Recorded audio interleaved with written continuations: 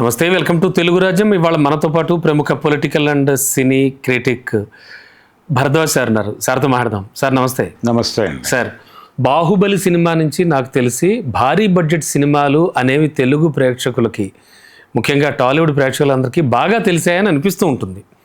But అంటే ఈ భారీ బడ్జెట్ సినిమాలు ఖచ్చితంగా చూస్తారు, ఇంత పెట్టచ్చు, పెడితే ఖచ్చితంగా ఈ కథను నమ్ముకుని పెడితే కనుక ఇంత మనం లేదా ఇంతకంతా రాబట్టచ్చు అనేటువంటి ఫీలింగ్ బాహుబలి నుంచే స్టార్ట్ అయిందనుకోవచ్చా?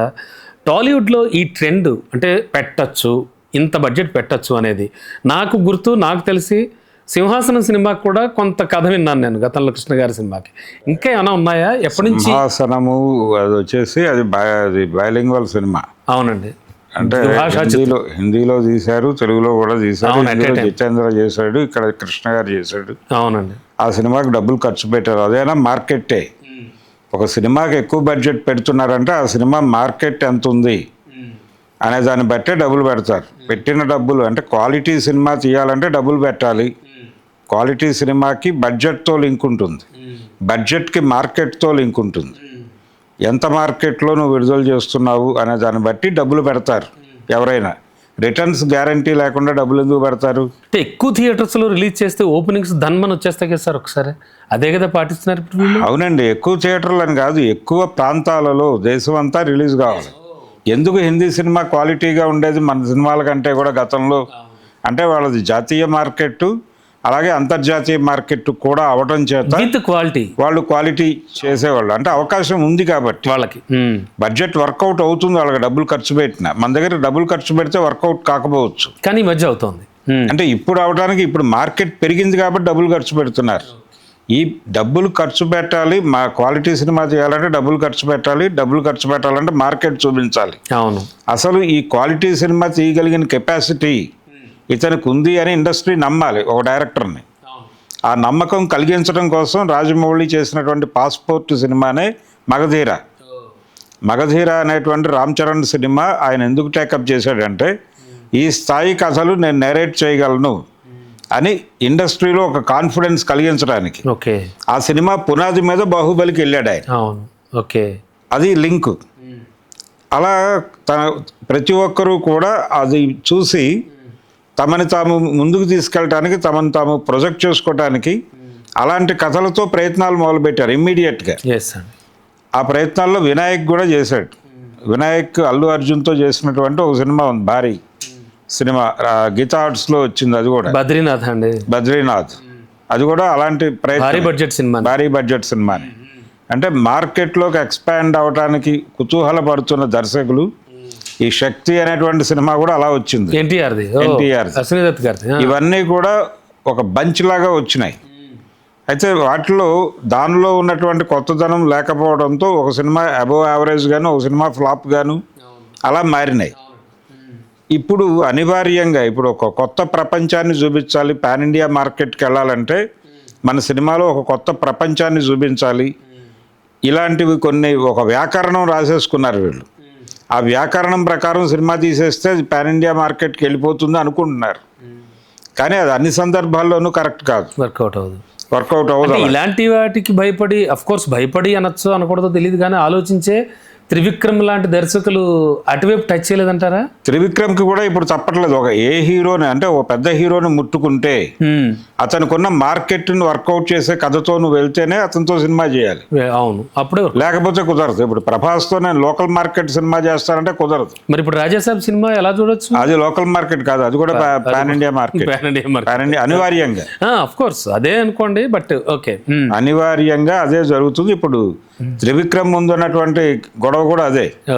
ఆయన అల్లు అర్జున్తో సినిమా చేద్దాం అనుకుంటున్నాడు. అల్లు అర్జున్తో సినిమా చేయాలంటే పాన్ ఇండియా సినిమా చేయాలి. పాన్ ఇండియా సినిమాలు ప్రస్తుతం నడుస్తున్నటువంటి ధోరణిలో తాను ట్రావెల్ అవ్వలేడు కాబట్టి, అంటే క్యారెక్టరైజేషనే కథగా సినిమాలు నడుస్తున్నాయి ఇప్పుడు. అలాంటి సినిమాలు తాను తీయలేను అనే ఉద్దేశంతో ఆయన పౌరాణికాల వైపుగా వెళ్దామని ట్రై చేస్తాను. ఆ జానర్లో ప్రయత్నం చేస్తే తనకు కొంత రిఫ్రెష్ అవుతుంది అని అనుకుంటున్నాడు. ఒక కొత్త ఏరియాలో ఎంట్రీ ఇస్తే దానికి ఒక విజయం దక్కుతుంది అనేది అనే ఒక నమ్మకం. ఆ నమ్మకం మీద ఆయన ప్రయత్నం ఆయన చేస్తున్నాడు. సార్ సార్ అంటే ఎవరికైనా తప్పదు. అవును సార్, అంటే మీరు చెప్పారు బద్రీనాథ్ ఇంకా 1-2 సినిమాలు చెప్పారు. అసలు మామూలుగా ఎన్టీఆర్ గారు, ఏఎన్ఆర్ గారు ఇండస్ట్రీలో ఉన్నప్పుడు భారీ బడ్జెట్ సినిమాలు అంటే ఎంతవరకు ఏమైనా వచ్చాయండి అప్పట్లో ఇలాంటివి? బాహుబలి ఇప్పటి బాహుబలి సినిమాలు తీశారు కదా అప్పుడు కూడా. ఇప్పుడు అడవి రాముడు సినిమా పెద్ద బడ్జెట్ సినిమానే అప్పట్లోనా? లోకల్ అశ్విని దత్ కాదండి, అది సత్యజిత్ర బ్యానర్ లో వచ్చింది. ఏ సినిమా అన్నారు మీరు ఇప్పుడు? అడవి రాముడు. ఓ సారీ, అడవి సింహాలు అనుకున్నాను. అడవి రాముడు ఎన్టీ రామారావు గారు అడవి రాముడు ఆ రోజుల్లో ఫస్ట్ రిలీజ్ లోనే 4 కోట్ల పైన కలెక్ట్ చేసింది. అంటే ఇప్పటి కలెక్షన్ తో ఎంత సమానం అవ్వచ్చండి? అది రాఘవేంద్రరావు గారు 500 కోట్లు 700 కోట్లు చెప్తున్నాడు ఆయన. అవును, ఆయన చెప్తున్నారు కదా. బంగారపు ధరలు ఆ రోజు ఉన్న రేటు ఈ రోజు ఉన్న రేటు దాని ప్రకారం లెక్కేసి చెప్తున్నారు. అవునండి, అవును. అయితే అంత మార్కెట్ ఉందా తెలుగులో అనే విషయం అప్పటి వరకు ఎవరికి తెలియదు. ఒక సినిమాకి అంత అంత డబ్బులు వస్తాయా లోకల్ మార్కెట్ లో అనేది చూపించిన సినిమా అది. ఏది? అడవి రాముడు. అదే టైంలో అదే సంవత్సరం జనవరిలో దానవేరు సూరకర్ణ రిలీజ్ అయింది. అది 17 లక్షల్లో తీశారు. ఓకే, లోపే. ఇదెంత అండి అడవి రాముడు? అడవి రాముడు కొంచెం పెద్ద బడ్జెట్ సినిమా, దానికి దాదాపు 40 పైన వెళ్ళారు. అయితే దానవేరు సూరకర్ణకి చాలా లిమిటెడ్గా వెళ్ళారు. 10 నుంచి 17 మధ్యలో అయిందని. అలాంటి కాస్ట్యూమ్స్ అలాంటి సెట్స్లో కూడా అయినప్పటికీ ఆ సినిమా దాదాపు 2 రిలీజుల్లోనూ కలిపి 2 కోట్లు కలెక్ట్ చేసింది అప్పట్లోనే. సో అది చాలా పెద్ద విజయవంతమైనటువంటి సినిమా. దాని మీద పెట్టిన పెట్టుబడితో పోలిస్తే దానవేరు సూరకర్ణ తొలి భారీ బడ్జెట్ సినిమా ఏమో. భారీ బడ్జెట్ సినిమా కాదండి, కంటెంట్ తో విపరీతంగా వసూలు చేసింది. ఆ పునాది మీద అడవి రాముడు వచ్చింది. అడవి రాముడు దాన్ని మించి వెళ్ళింది. 3 to 4 crores వెళ్ళింది అది ఆ రోజుల్లో. ఓకే, ఆ రోజుల్లో టికెట్ రేట్ ఎంత? బాల్కనీ ₹2 టికెట్ రేట్ ఉన్నటువంటి అవును, అది ఆ లెవెల్ వసూళ్లు సాధించగలిగింది ఆ సినిమా. అంటే first time Telugu market potential ఎంత ఉంది అనేది ప్రపంచానికి అర్థం చేయించినటువంటి సందర్భం అది అడవి రాముడు. అంతకుముందు లవకుశ కూడా అంతే. లవకుశ ఆ రోజుల్లోనే కోట్ల రూపాయలు కలెక్ట్ చేసిందంటే ఇంకా తక్కువ ధరలు ఉన్నప్పుడు. అవును, అంతే కదా. రూపాయి ఇంకా తక్కువ ధరలు ఉన్న రోజుల్లో అది కలెక్ట్ చేసింది. టికెట్ చేసింది అంటే బళ్ళు కట్టుకుని వచ్చి చూసేవారు, అక్కడ కూర్చుని అక్కడే వంట చేసుకుని ఏ షోకి దొరికితే ఆ షో చూసి వెళ్ళేవాళ్ళు చాలా ఊళ్ళలో. అంటే ఏ సెంటర్లో రిలీజ్ అయ్యేది సినిమా, ఆ తర్వాత బి సెంటర్లకు వెళ్ళేది ఇదే ప్రింట్. అప్పటిదాకా వెయిట్ చేయలేక ఊళ్ళ నుంచి వచ్చి ఏ సెంటర్లోనే చూసేవాళ్ళు. విన్నానండి. ఇటువంటి కండిషన్లో చాలా థియేటర్ల దగ్గర ఎద్దులు కట్టేసుకోవడానికి నిర్మాణాలు జరిపారు ఆ సినిమా కోసం. అలా అదొక పెద్ద హిట్. అలాంటి సందర్భాలు ఉంటాయి. అడవి రాముడు తర్వాత మీరు చెప్పినట్టు దానవేరు సూరకర్ణ, అడవి రాముడు తర్వాత ఇంకేమైనా వచ్చాయి సార్ ఇలా ఈ స్థాయి సినిమాలు? భారీ బడ్జెట్ సినిమాలు తెలుగులో ఉన్నాయి కదా, అప్పుడు ఉన్నాయి, ఎప్పుడు ఉన్నాయి. అంటే దానవేరు సూరకర్ణ భారీ బడ్జెట్ సినిమా కాదు, వసూలు చేసిన సినిమా అంతవరకే. బడ్జెట్ సినిమా అంటే అడవి రాముడే చెప్పుకోవాలి. ఆ తర్వాత యమగోళ కూడా పెద్ద బడ్జెట్ సినిమానే, అది భారీగా వర్కౌట్ అయింది. అది కూడా అదే సంవత్సరం రిలీజ్ అయింది. గ్రేట్ ఎన్టీఆర్ గారిది. అలా అంటే ఒకే సంవత్సరం 3 వరుస 175 days సినిమాలు రిలీజ్ అవటం అనేది. కృష్ణ గారు కూడా చాలా డేరింగ్ అండ్ డాషింగ్ హీరో అంటారు కదా, ఆయన ఏం లేవండి సినిమాలు?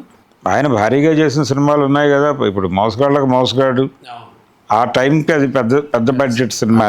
అల్లూరి సీతారామరాజు, అవునవును.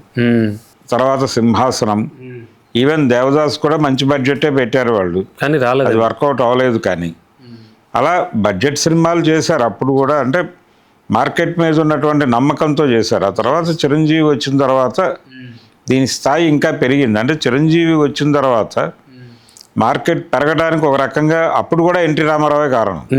ఎలా అంటే ఆయన ముఖ్యమంత్రి అయిన తర్వాత నైజాం ఏరియాలో థియేటర్లు పెరిగినాయి.